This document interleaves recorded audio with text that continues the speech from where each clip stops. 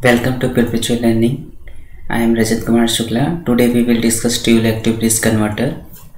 This is a IEEE transaction paper which is based on the dual active bridge converter. This is a very good paper to deal for the dual active bridge converter properties, and not only properties. In fact, this is a very good paper to show what is the impact of the mutual inductance of the transformer on the converter, as well as how the power will carry from source to the load and load to the source. So this is a very good paper, so that's why I'm taking here to explain it. And before going to explanation, I want to tell you what is a dual active bridge converter and what is the uses, what is the advantage of dual active bridge converter. After that we will discuss about it. So let us start. Let's say in electric vehicle application, in microgrid application, the dual active bridge converter is a very common, is a very usual to use in the field of the microgrid and electric vehicle application. Not only here, but in fact UPS, uninterrupted power supply, adopt the dual active bridge converter topology. So before going to advanced topology, we will discuss here just a common topology, just a usual topology, that means a conventional topology. Okay, so let's say what is a dual active bridge converter. So as name is suggest, dual, so here the name dual is bidirectional. Okay, so dual active bridge converter is a bidirectional converter. Okay, so what it means, the meaning of this, the power can be transferred from source to the load, and in fact it can transfer the power from load to the source. Then dual active bridge converter can be used electric vehicle, microgrid application, and one more point here, UPS technology and so on. Here electric vehicle, it is better to understand what is the role of the dual active bridge converter inside the electric vehicle power conversion. Okay, so let's say here is a battery backup. Okay, here is a battery backup, or battery back you can say, and here is a load. This load can be motor obviously, and here is a super capacitor is used actually. So this is super capacitor. If I say super capacitor, this is a motor and this is a battery. Okay, so why super capacitor is using here dual active bridge converter? This is an advanced version topic, so my interest is just to show what is the impact, what is the uses of the dual active bridge converter in here. Okay, so dual active bridge converter, let's say this is a battery, this is a motor, and if I'm just for the few minutes, if I assuming this is not here, if I'm just assuming the battery and the motor is here, then how the power will be transferred from battery to the motor and motor to the battery, it is very important. Okay, so let's say what is the converter using here. So the steps to convert the battery to power, the first step is here is nothing but it's a PFC, power factor correction unit is here. After that dual active bridge converter is here. Obviously this is inside in electric vehicles. Okay, so as name suggests, the dual active bridge converter is nothing but it's a converter that can transfer the power from the load to the source and source to the load. So this is a dual active bridge converter. So in this paper, the performance characterization of a high power dual active bridge DC to DC converter, there is some abstract introduction part is here. What is the role, what is the uses of dual active bridge converter, and what is the features before it, what is the advantage of the dual active bridge converter. Very well discussion is here, but my interest point is just to show what is the operation here. So I will tell you this is the background of the dual active bridge converter. Actually this was published on 1992. In fact 1991 the first paper already discussed about the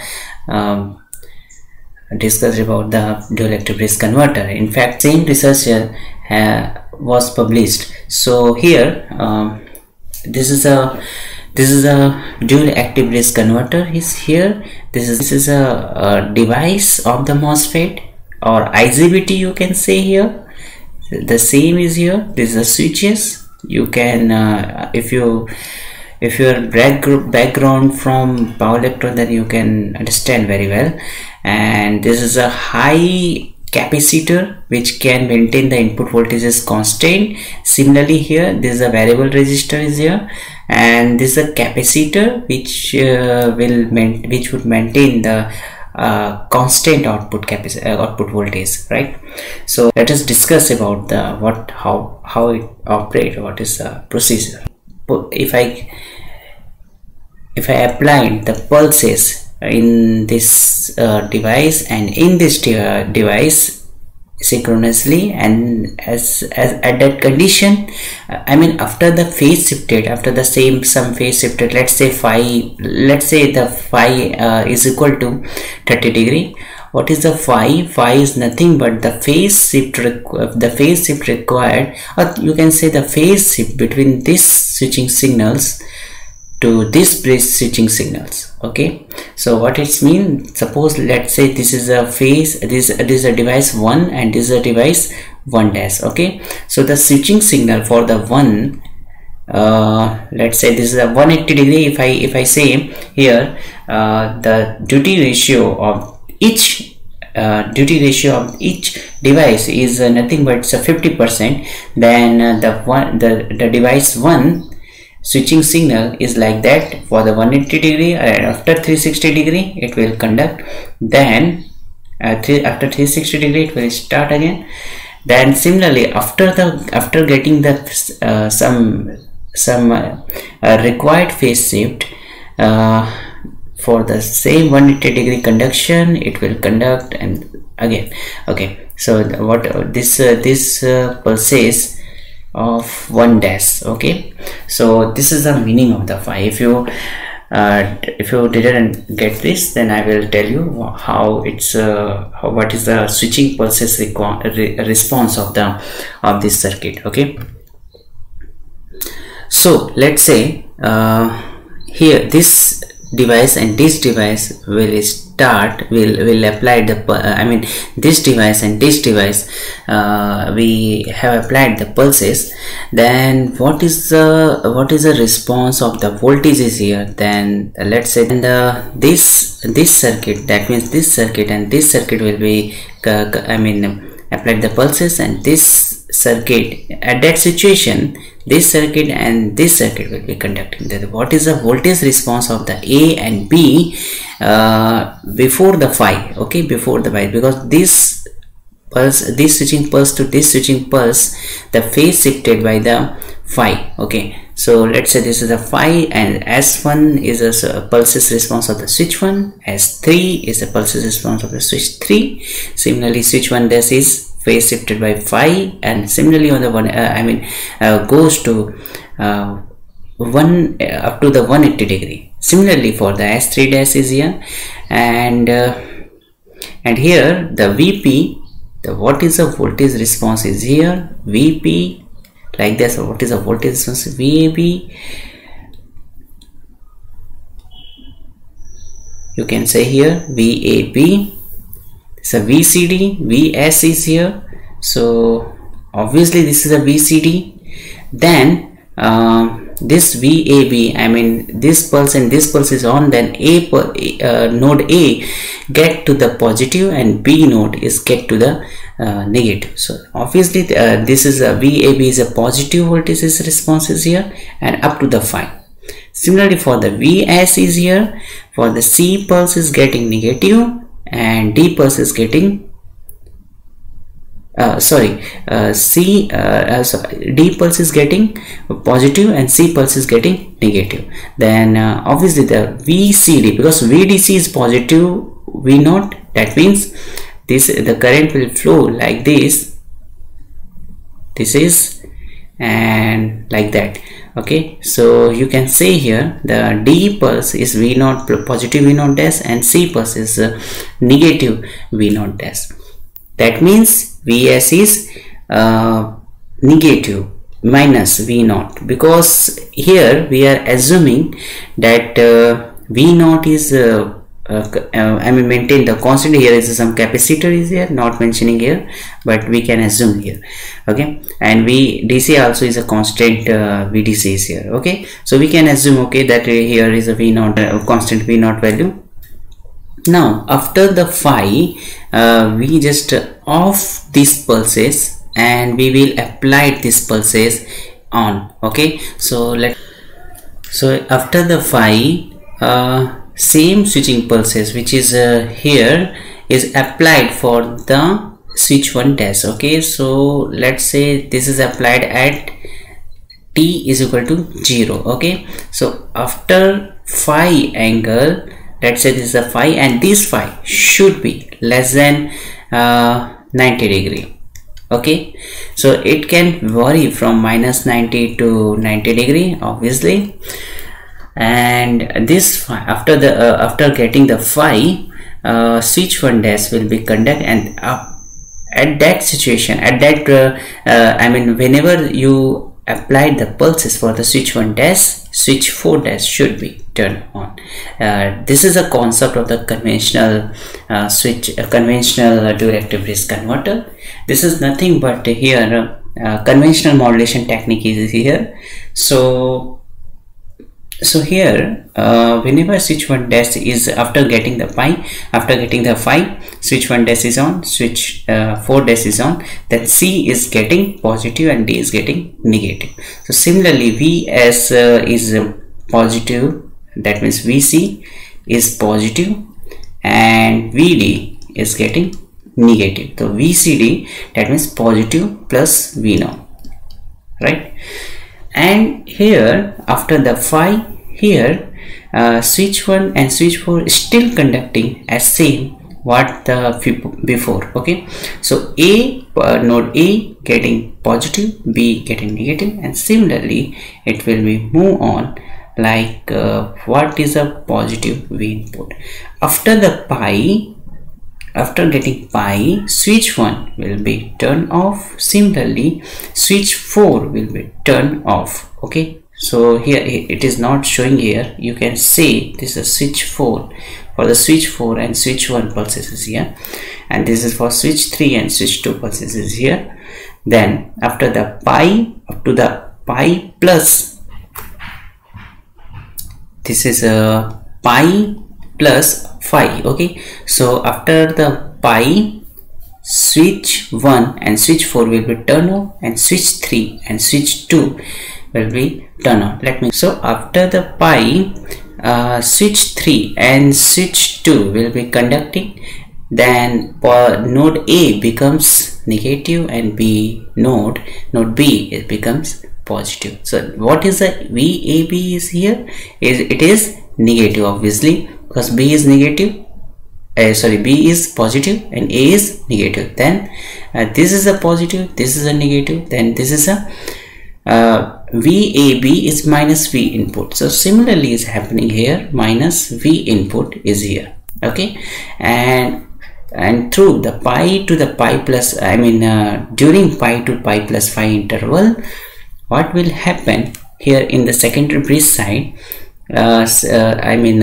this will be still conducting. That means what is the voltage response here? Obviously plus V0 is here, and after the pi plus phi till 2 pi radian or 2 pi angle, what will happen for the switch, because the switching pulses response for the switch 1 and switch 4 is still conducting. Switch 3 and switch 2 pulses is still conducting. So similarly VAB is getting negative, so here it is negative pulses, but here in the VCD responses, since after the pi plus phi, switch 1 dash and switch 4 dash will be off, then switch 3 dash and switch 2 dash will be conducting, then what will happen? D becomes positive and C becomes negative, that means this is a positive, this is a negative, this is a positive, then VCD getting minus V0, then obviously here minus V0 showing here. And what is the current response here? This is showing like that, but this is not actually true. Why? I'm showing you. The transformer section, this is equalized, this is defined by the leakage inductor here, and mutual inductance is here, right? Lm. So this leakage inductance we are interested to should be very less, and Lm should be very high. We can say here, to transfer the power from this bridge, you can equalize the dual electric bridge converter model by this circuit diagram. This is the input bridge is here, and this is a output bridge here, okay? And this is obviously this is a battery, and this one is load side battery, okay? And this is a battery. So now to transfer the power from this side to this side, Lm is very high. That means it's act like as a open circuited. If you taking here ideal transformer, then Lm should be very high, and this leakage inductance should be is very less. Input bridge side, the voltage waveform in this terminal, transformer primary terminal side, so this is a square wave, and this is their fundamental value is sinusoidal, because as we know here, the rectangular signal, the Fourier series of this rectangular signal, let's say this amplitude is A, then this signal Fourier response is nothing but 4 Vs, if this amplitude is equal to 4 Vs, n pi into sine n omega t, right? So this voltage signal response is here. If fundamental value is n equal to 1, then obviously this is sinusoidal response is here, okay? So this magnitude is here, and similarly the secondary terminal of the transformer is here, and this is obviously sinusoidal, but this is some phase shift response, right? Some phase shifting is here, and this value is phi, and this value here, this is from 0. So we can say this sinusoidal response is sine omega t, and we can say here this phase shifted sinusoidal response is sine omega t minus phi, right? Whatever the phi value you will apply between the switching pulses of the two bridges in the dual electric bridge converter, right? So how to transfer, the question is how to transfer the power from input bridge to the output bridge. This is the question, because the leakage inductance is desirable, it should be low, and this mutual inductance, it is desirable to high, and definitely this will be high, this would be high for the mutual, of the mutual inductance. Now, so to carry the power, we have one more idea. If we apply the external inductor is here to here, okay, if we connect this inductor in series from primary side to the secondary side, then this is only one solution, I think, we can transfer the power from one bridge to the other bridge. I am not saying here input bridge to the output bridge, I am saying here one bridge to the another bridge. Why? Let's say you can say here, if this is a sinusoidal signal, because this is a power electronics term, power system term, you can, if you recall here, this is another sinusoidal response, okay? So this is a V angle of 0 degree, and this is a V, if this is a V1, if this is a V2, here angle of delta. So if I am saying here angle of phi, then what much power will be carried from this area, this side to this side. You can see here the power can be defined by the V1 into V2 upon X what is the inductance is here? Sine phi. Okay, this is absolutely power. This is absolute power. What power can be transferred from the one bridge to the other bridge. Okay, so similarly here, this is the terms of the first sinusoidal signal. This is the inductance is here, and you can apply the inductance here, extra inductance in series, or you can apply this here. Either inductance is applied primary side or secondary side, okay, but not in both side, because this will make a more complex nature, and this secondary bridge can be act as another sinusoidal signal which is phase shifted by phi. Okay, this is a sinusoidal and this is a phase shifted sinusoidal. Okay, this is a more important term, and power can easily transfer. And this power, what amount of power can be transferred from the one bridge to the other bridge can be, say, P is equal to what much VAB is here. If I am saying VAB into VBC is here upon X. This X should be designed as what amount of power can be transferred from one bridge to the other bridge, and this is the sine phi. If phi is equal to 0, what will happen?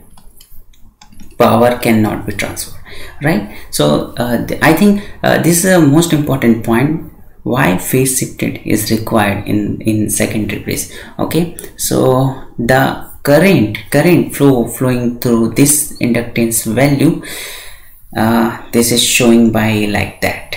Okay, so obviously if Vp is positive, Vs is negative, if I am saying here Vp is greater than Vs, then the slope is looking like that. If in the second slope the Vp is greater than Vs and Vp minus Vs is here, because what VL value, because what is the VL value I am showing in, say this is a V1, this is a V2, and V1 is greater than V2, then VL power, if transferring from this side to this side, then V1 minus V2 can be, say, VL, what voltage is applied here, VL in positive and negative. Okay, so according to that, slope will change here. Okay, this slope, if V1 is greater than V2, if V1 less than V2, then this slope will be looking like that.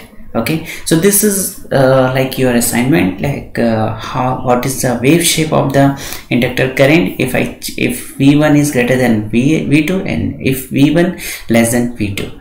Okay, so in the paper, if we look back into the paper, the voltage waveform is look like that. This is the slope is here, because definitely why this sloping is here, because the if I use the IGBT, okay, if I use the IGBT is here, then in this IGBT what will happen, there is a definitely some certain amount of dV by dt, turn on dV by dt, and certain amount of turn off dV by dt is here, right? So because of that, this dV by dt will introduce is here, and similarly Vs of phi shifted is here, and according to that, what much amount of what current is flowing is here is showing.